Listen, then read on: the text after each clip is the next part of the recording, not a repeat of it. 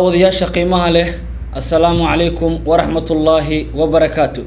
daawadayaal waxaad haatan kusoo dhawaataan barnaamijkeena toddobaadlaha ee ma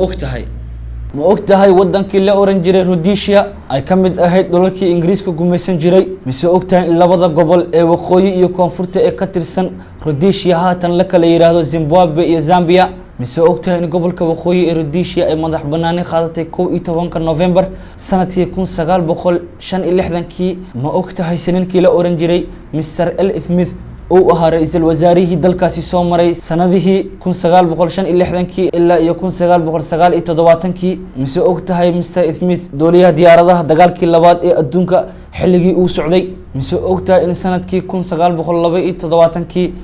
uu dalkaasi Rhodesia la oran jiray uu ka dilaacay kooxo mucaarad ah oo hubka qaaday kana soo horjeeday xukuumadda Rhodesia mise ogtahay in Roberto Mugabe uu hogaaminayay dhaqdhaqaaqa la baxay ZANU ma ogtahay dhaqdhaqaaqaasi uu horseeday dagaalo sokeeye oo dalkaasi ka dhacay mise ogtahay in sanadkii 1980 magacii Rhodesia lagu bedelay wadanka haatan loo yaqaan Zimbabwe ma ogtahay in webiga Niil uu yahay webiga ugu dheer adduunka dhererkiisu uu gaarayo 6700 kilomitir mise ogtahay in webiga Niil uu maro wadamo badan oo ay ka mid yihiin Tanzania, Rwanda, Burundi, Kenya, Congo, Uganda, Ethiopia, Sudan iyo Masar uu leeyahay laba ilood oo ku kulma magaalada Khartoum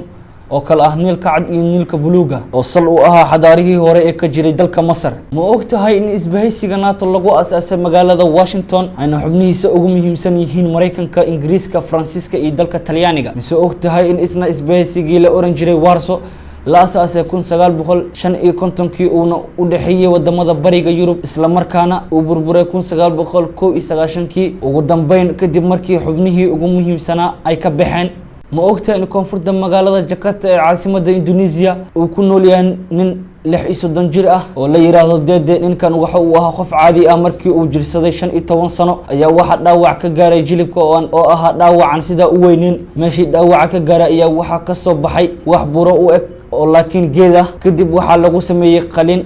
haddana dib ayuu u soo baxay wuxuuna u gudbay jirka intiisa kale sida aad ku aragtaan shaashada laba calool oo kala jira 18 iyo 16 hooyadood way ka tagtay kaligiis ayuuna soo koriyay Dede waxa uu ku welwelsan yahay inuu la dhiman doono mucjisadan haddii ay dhaqaatiirtu wax ka qaban waayaan ma ogtahay in shirkad Japan ah ay bilowday in ay aqbasho xajis xafladaha aroosyada ah gaar ahaan kuwa doonaya inay isku mehersadaan hawada sare xafladda arooska ayaa waxa lagu qabanayaa markab cireed yar gudihiisa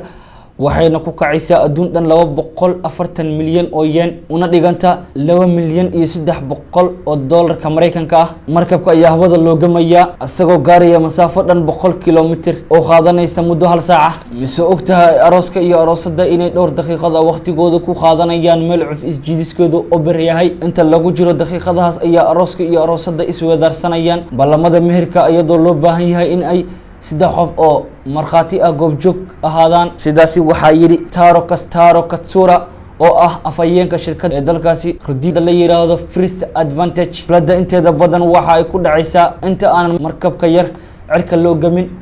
shirkaddan bilowday xafladda noocan ah waxa ay xiriir la leedahay shirkad Mareykan ah oo leh markab cireedyo iyo meelo lagu gamo oo ku taala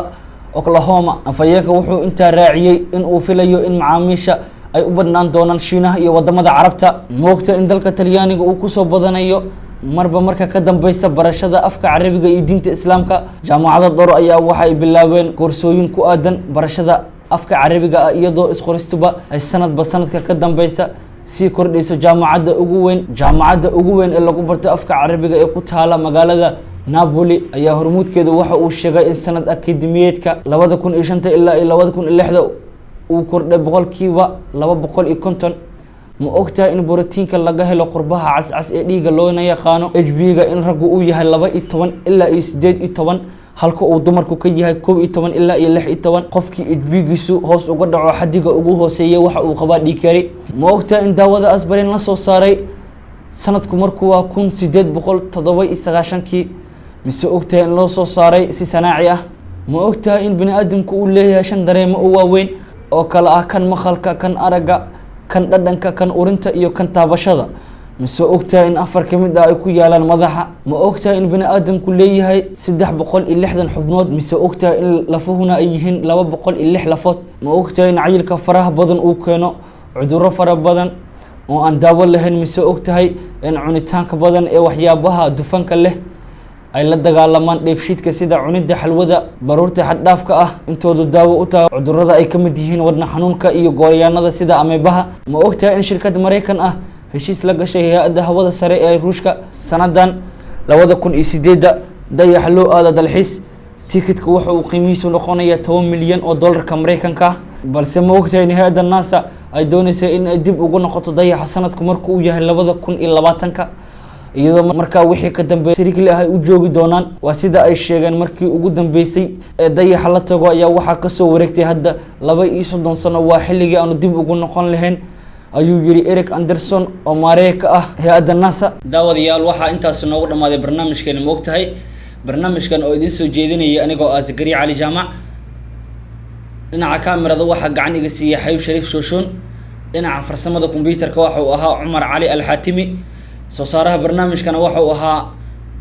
Cabdiraxmaan Abuyo sidaas iyo nabadgelyo wassalaamu calaykum wa rahmatullaahi wa barakaatuh